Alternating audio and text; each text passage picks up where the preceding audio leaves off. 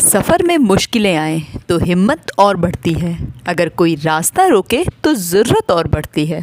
अगर बिकने पर आ जाओ तो घट जाता है दाम अक्सर, और ना बिकने का इरादा हो तो कीमत और बढ़ती है। एक बार एक बेहद परेशान व्यक्ति एक गुरुजी के पास जाता है। उसके चेहरे पर परेशानियां और माथे पर शिकन आसानी से देखा जा सकता था। वो गुरुदेव से कहता है कि गुरुदेव, मैं अपने आप से, अपनी परिस्थितियों से बहुत परेशान रहता हूँ। मैंने सुना है कि इंसान के अंदर इतनी शक्ति होती है कि वो अपनी किसी भी परिस्थिति को आसानी से बदल सकता है, पर मैं ये जानना चाहता हूँ कि वो कौन से तरीके हैं जिससे मैं अपने जीवन में इसे उतार सकूं। गुरुदेव ने उस व्यक्ति को 2 मेंढकों की कहानी सुनाई। कहा कि एक रात 2 मेंढक भाई दूध की डेयरी में गलती से घुस गए और जाकर मलाई की गहरी बाल्टी में गिर पड़े। उन दोनों को लगने लगा था कि अब तो इस बाल्टी से वो कभी भी बाहर नहीं आ पाएंगे।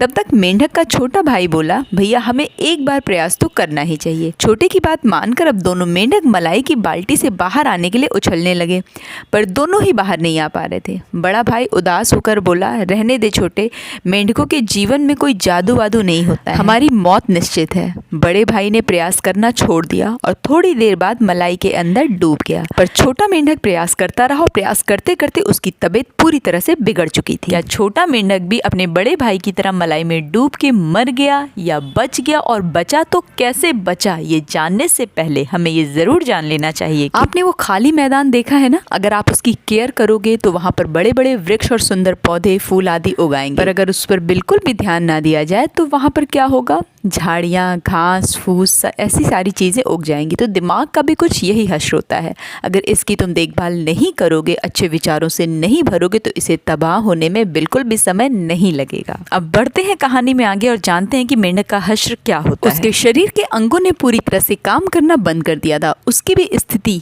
अब अधमरी जैसी हो गई थी। वो भी धीरे धीरे शिथिल सा पड़ने लगा था। तभी उसने महसूस किया कि वो धीरे धीरे ऊपर आ रहा है। असल में पूरी रात मलाई में कूदते कूदते मक्खन अलग होकर ऊपर हो गया था। मेंढक झट से मक्खन पर बैठा और कूदकर बाल्टी के बाहर छलांग मारी।